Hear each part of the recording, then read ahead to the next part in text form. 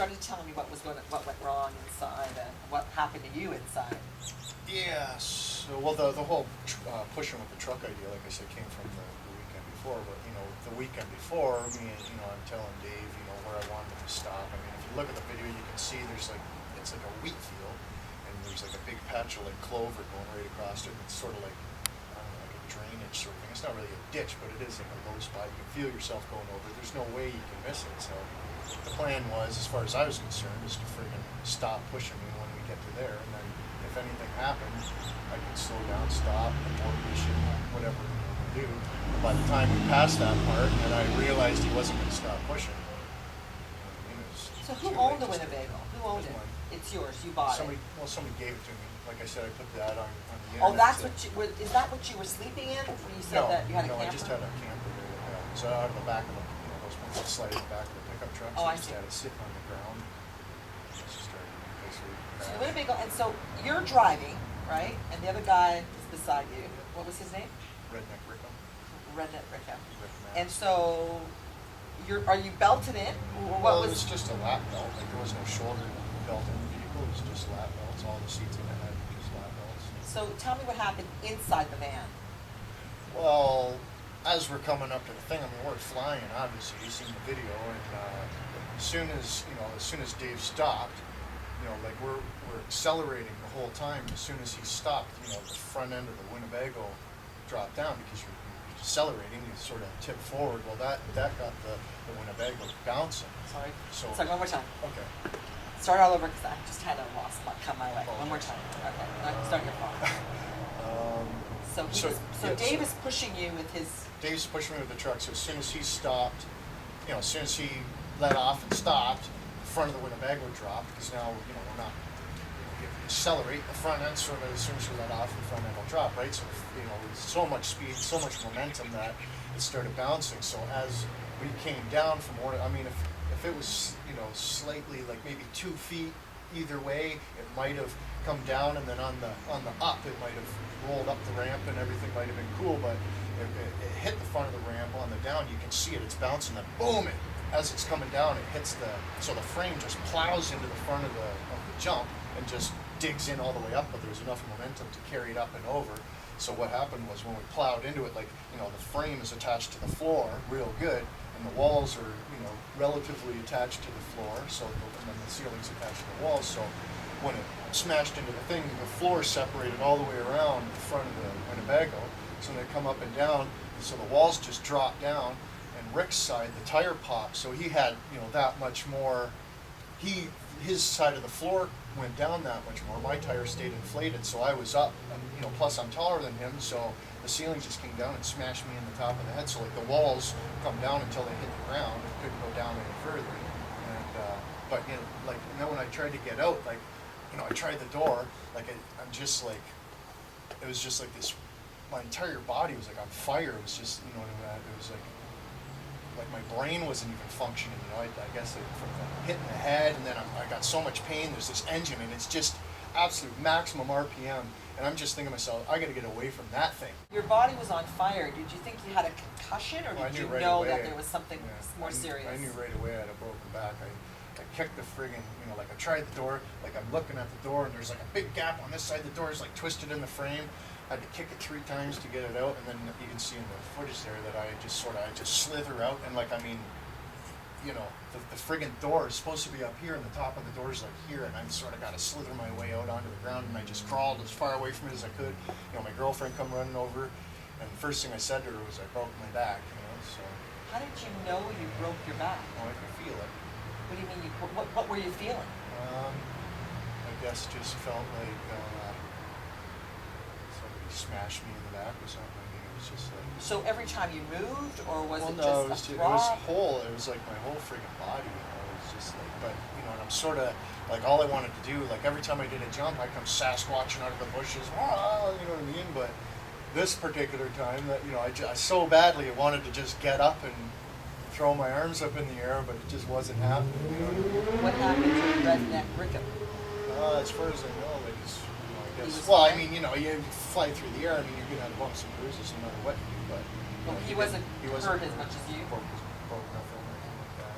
So what happened at that point after? So you slither out and you're on the ground. I know the video's there, so just tell me, give me play-by-play of what happens next. Oh, I just crawled as far away as I could and just sort of laid on my side. Who called the ambulance? Oh, there's probably several people called.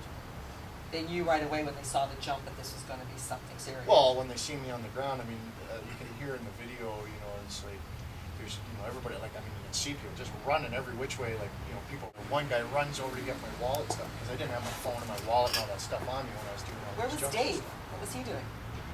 Well, he was in the truck pushing, and then he, you know, got his video camera and started walking towards it, seeing me on the ground, seeing the, just did a quick video of, you know, like what happened, how bad the Winnebago was smushed up, and then, you know, and then he starts sort of realizes that, you know, this is bad, you know, like, you know, people are like, oh, Dave, what's the 911 number? You know, not the number for 911, but the blue white number at the front of farms so the paramedics know where to go, sort of thing, right? So right away he's like, okay, well, the police, fire department, ambulance is going to come. So, and I mean, there was, you know, 50, 60 people there, so I mean, it's not like, you know, Could you have died? I didn't need Dave to hold my hand or anything. Could you have died by that accident? And when you went to the hospital, what happened?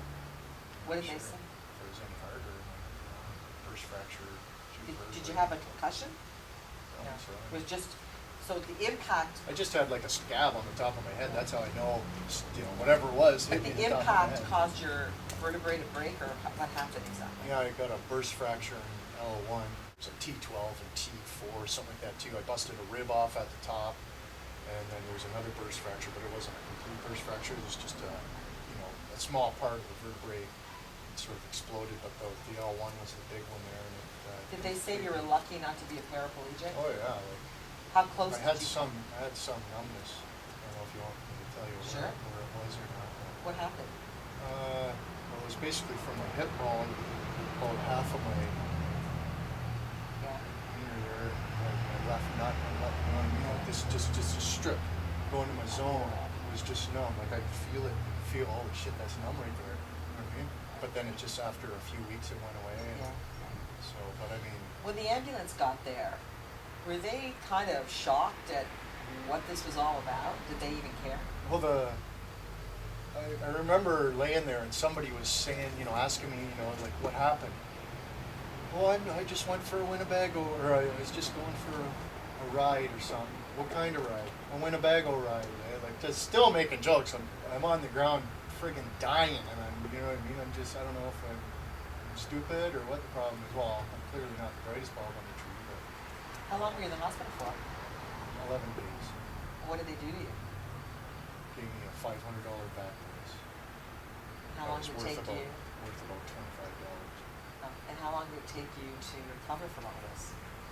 Well, I wouldn't sleep. I mean, I'm as recovered as I'm going to get. I mean, it's been over a year and 5 days now, so. So why did you and Dave have a falling out over this incident? Because I understand that you don't like him anymore and you don't go there anymore. What was the falling out about? What happened? Was it over this incident or was it something else? Well, I mean, it's definitely played a part. I mean, you know, a lot of people think that it's because he pushed, or I'm not sure what people think. You know, I get all these comments. What do you Why think? do you blame Dave? Why do you this and that? I really want you to be honest with me. I want you. Do you think Dave did it on purpose? Do you think he pushed you in a way that he knew you might get hurt? Well, I don't think he's that over in the head, but you know, like to me, if I'm gonna push somebody in a pickup truck and you know we're making these videos, oh yeah, full tilt-a-whirl, but I'm telling you, I'm saying, listen, I want you to stop at the clover patch across the field. That's where I want you to stop. This is my Winnebago, my jump, my thing. You're gonna make videos of it, dude. I don't want to die. Stop when I tell you to stop. You know what I mean? And he didn't stop, but you know, he's just, you know, got 50,000 things going on. I forget stuff too. You know what I mean? And that was a little bit of an important thing as far as I'm concerned. But I'm just glad, you know, I don't have any numbness, and I got a sore back and a frigged over finger So, now. did you see him again after that incident? Did you go to the farm again after that incident? It was actually a year ago today. It was when it was 5 days after I broke my back with a cane. visiting the hospital. But the thing was, if you watch the video, you can see, you know, my girlfriend says, you know, way to be there for your friends, Dave, because she wasn't impressed that he left. She didn't know. Nobody knew where he was. He could have went home. He could have went to the barn. He could have ran out to the woods. Nobody knew. They seen him get in his truck and drive away, get the van and drive away or whatever. Do you think that he was afraid that the police might come? I mean, did the police sure. come?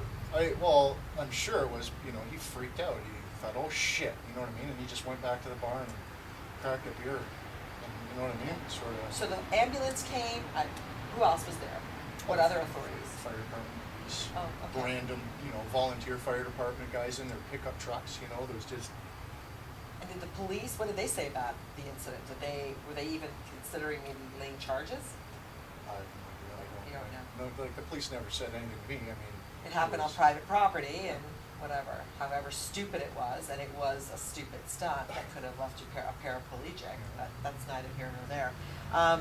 So what was the falling out about? Why don't you talk to him today? Why don't you deal with him anymore? Well, basically, it's a big case of lack of communication. I mean, instead of talking to me about it or me talking to him about it, we sort of just let everybody else talk to each other and us about it. You know, like.